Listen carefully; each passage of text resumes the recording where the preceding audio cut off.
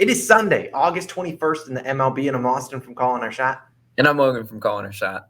And we are back with our three favorite picks of the day. We got our favorite two game picks, and we got a no on first inning and day two of our Hit Streak Parlay coming your guys' way. As always, guys, just do us a quick favor. If you aren't already subbed to our channel, go down and hit that subscribe button. It really helps Austin and I grow this channel. And make sure you smash that like button. That really helps us out. It's Sunday. We're going to get right into these picks in a second. After a quick recap of yesterday, we had the Athletics plus 1.5. Not only did they cover that, they get the outright win. Logan, great call on that one. You got a lot of slack in the comments. I'm sure the Mariners ruined a lot of money line parlays out there, but the A's got it done. And then the Orioles, Red Sox, no one for sending. We cashed that one. Royals did not come through. They had their chances, just didn't get it done. But day one of our hit streak does hit. So LeMahieu endeavors. We had a PrizePicks parlay that we posted in the pinned comment, which was so close to hitting. But we're going to keep getting after it. We appreciate you guys as always for tuning in. Make sure you hit that subscribe button so you don't miss out. College football videos are about to be on the horizon. We got some college football games next weekend, so definitely check out for those. We have a couple new All-Stars. We got Justin, Tony, and Deshaun Flair. We appreciate you guys for rejoining and joining back the COS All-Star crew. There's a lot of things to be excited for. I don't think I have any other, just that our fantasy football videos are live on the channel if you want to check them out. Logan, you've been on a great streak. What do you got for the people this Sunday morning? Yeah, we're going to a total in this one. And I think a couple days ago you picked this great matchup versus the Reds and Pirates. Well, this time I'm taking a total in the game, and hopefully it works in our favor. We're going to the Reds versus Pirates game. I'm taking the under 8.5 total runs. Minus 110 odds on FanDuel is your best value. It's a total, though, so it's pretty standard across the book. And most books do have it at 8.5. I did check on that. Now, I'm doing some line reading on this one. And the Discord, they caught me. They were like, Logan, you're going to make your line reading pick tomorrow, this one. And because it doesn't make sense, they're in my head. It's kind of funny. Most people are kind of, developing, Logan's line reading for themselves, which is what we want, especially at this time of the baseball season, because both games in this series have gone over. And 71% of the public is on the over as well in this game. What could go wrong, right? It might be easy to pick the over looking at these two starting pitchers' ERAs. Like, that's the biggest mistake to me, making a total you would do. Minor, 6.31 ERA, and Thompson, 5.51 ERA. So you got two pitchers with a near 12, ERA combined, and you've got, the fireworks we've seen, yesterday, even with the Reds hitting this over themselves. But you know what? Thompson has actually pitched well versus the Reds. Thompson shut out the Reds twice in May, going 5 and 6 innings pitched in those games. Also, Thompson, if you look at his last three starts, you're like, ooh, a little bit shaky. 5, 2, and 3 earned runs in each of those last three starts. His ERA at home, yes, it is high, right? 5.88 ERA at home and a 1.52 WHIP at home. Also, Thompson's got a home run problem. He's given up a home run in 2 out of his last 3 home starts, but good news for him, right? For the most part, the Reds are bad in home runs on the road, 28th in home runs on the road.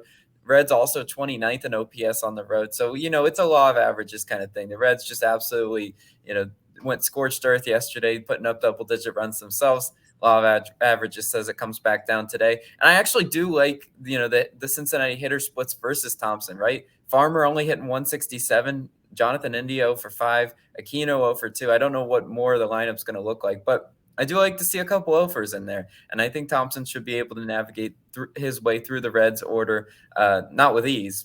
Won't be with ease, but he'll do it. Now we got Mike Minor on the other side, right? 6 1/3 innings pitched and 4 earned runs versus the Pirates back in July. So he gave up his fair share of earned runs in that one. And yeah, it's the type of pitcher Mike Minor is, right? 4, 4, and 3 earned runs in each of his last 3 starts. 6.23 road ERA and a 1.69 WHIP on the road. Those are not great numbers at all. I mean, it's really favoring you to pick the over in this one. But, just assuming that both these pitchers are so bad. But you have to also look at the offenses. This time of year, Pittsburgh only hitting 229 versus lefties this month. Mike Minor is a left-handed pitcher. He gives them a different type of look.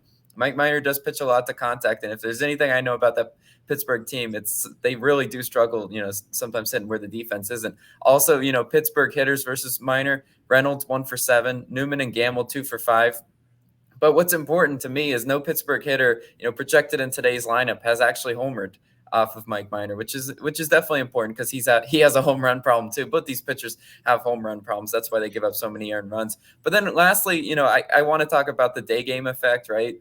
because I'm just like in my head, I'm like, these two teams, it doesn't feel like they score a lot during the day games. Well, but they don't really. Pittsburgh's 25th in OPS in day games. Cincinnati's 21st in OPS, in day games. So at the end of the day, I really just think, both these offenses are going to come back down to earth, a little bit slow. I know Cincinnati's 30th in bullpen ERA, Pittsburgh 27th in bullpen ERA. It's just one of those things you got to watch the late game and just go, just like kind of sitting back in your chair. It's not going to be a comfortable pick, but the not comfortable picks like the A's yesterday are the ones that hit this time of year. You just have to do it. But Austin, what do you got for the day?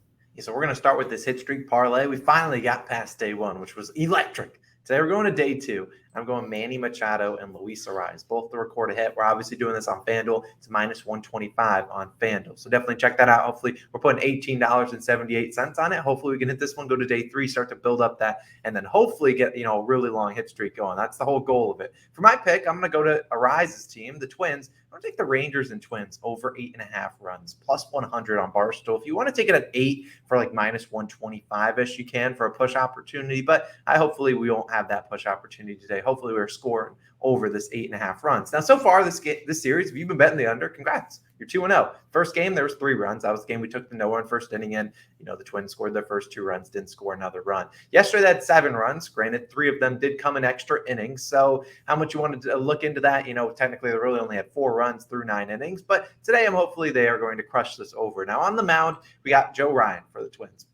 He's all right. 3.92 ERA, 1.15 whip. The numbers are pretty solid, but he's not been that great over his last couple starts. In fact, over the last 5 starts, a 6.66 ERA. That's not a great number, Mr. Joe Ryan. And if you look at it, in one of those starts against the Padres, he gave up 10 earned runs. He made this a no-sweat bet, letting the Padres easily hit this in their 13 total. Now, over those 5 starts, the over 8.5 is 3-2, so that's pretty good. And then on the mound for the Rangers will be a guy making his second start. I'm not even going to try to pronounce his name, but in his first start, 5-2 innings pitched, 4.77 ERA, and a 1.94 whip. So then we gave a lot of base runners. That 1.94 whip is Mike Minor and Zach Thompson's caliber stuff. And so hopefully he's actually giving up some runs, and those guys are pitching gems over there. But look, he's going to give up base runners, and that's what I want from this Twins. That's why I'm taking Luis Ariz to record a hit, because he's going to hit leadoff. So in yesterday's 4-3 Rangers victory, these two teams combined for 42 runners left on base. That's atrocious. And when that happens, sometimes the next day it's the law of averages. They at least start to hit those guys in, get some base hits while guys are on base. We start to see more runs scored. So I'm hoping that happens today. We get a lot of base runners, make these some stressful innings for Ryan and the other pitcher. So I think they can get it done. If you look at both bullpens, middle of the pack, so I'm not necessarily, one bullpen's not first in ERA, one's not last. They're both middle of the pack around that, 12 to 18-ish range. So that's pretty solid. And if you also look, 65% of the bets are on the under 8.5. I like the over a tad more. I think a lot of people are just going to run it back the under. They might have been taking the first 2 games of this series. I think the Sunday bats are going to wake up and they're going to hit some home runs. If you look at Ryan, I didn't put it in here. Joe Ryan throws like 59% fastball. So if he's going to miss his spots on the plate, I'm pretty sure the Rangers can put him in the bleachers. So that's what I'm hoping for. If you wanted 2 leans, though, Logan and I almost consider adding this one. The Guardians' first 5 run line plus a half. Dylan Cease is on the mound, and they set his earned run line to 2.5.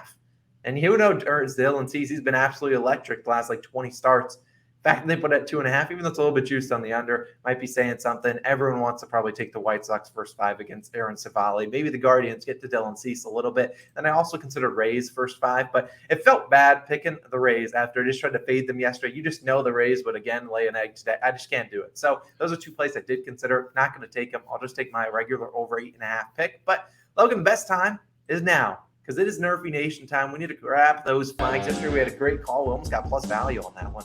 Wave is woo! What's going on? Where's electric, baby? It's Sunday. Let's have some fun. Hopefully you guys are having a great weekend. And we are too. We're diving into our NRFI pick, and it's going to be in one of the later games. Marlins versus Dodgers. No one first inning, minus 125 on Caesars. We expect this one to probably stick around this minus 125, minus 135 range. On the mound for the Dodgers will be Pepio. 5-1 on no one first innings. His first no one first inning, or Yurfie allowed was his last start. So he's going to come back dialed in. Lucky for him, he doesn't have to dial in too hard. Marlins 30th and first inning runs. A team that really struggles to score in the first inning, score in general. So I think Mr. Pepio, give me 3 outs. Who's on the mound for the Marlins today? I heard he's pretty good, Logan. Yeah, the reason why we're picking this one is for Sandy Alcantara, right? Alcantara 20-4 on NRFIs this year. A great NRFI record with that many starts. And now it's really the battle of the heavyweights. So you've got one of the best pitchers, in the league versus the best first inning run scoring team, the Dodgers, right? We know what the Dodgers do. They absolutely love to score early in the first inning. They just like to put teams away in the first inning, as they did yesterday. But I mean, it really, knowing the type of pitcher that Sandy Alcantara is, he should be able to actually limit the damage. First time through the order, the Mookie Betts, the Trey Turners, the Freddie Freemans, if they're hitting maybe some soft ground balls out to shortstop, that's fine. That's the type of pitcher Sandy is, being a pitch to contact pitcher. The over under set to 7.5, right? I mean, for a Dodgers game, that's pretty low, knowing how much they score. So I really do love this one for NRFI Nation. I'm really excited to see how Sandy pitches versus this juggernaut offense. That's an exciting game to watch. Also, a couple that we considered the Yankees versus Blue Jays, which if you go back to that one, I wouldn't call you a crazy one, but it just looks so trappy with those two good pitchers and that Mickey Mouse Stadium. I can't pick it. Sorry. And then Boston versus Baltimore, running it back in the later game on ESPN. I think that one's a solid look, just for the value sake. It's like minus 108 ish. Last time I checked, I think that one's a good one because neither of those teams like to score in the first inning. So that's what we're gonna do. NRFI Nation, let's finish the weekend out strong. Yeah, let's wave these flags. Hopefully this Marlins Dodgers one can hit and we can celebrate in our chalkboard, in our Discord, and all of that stuff. So those are our 3 picks of the day. Don't think we'll have any prize picks or underdog parlays today, but if we do, definitely follow us on Twitter and on social medias. All of them linked down below. Austin, Logan, we're signing out. We'll see you guys back again Monday, hopefully for day 3 of the hit streak. We'll see you guys.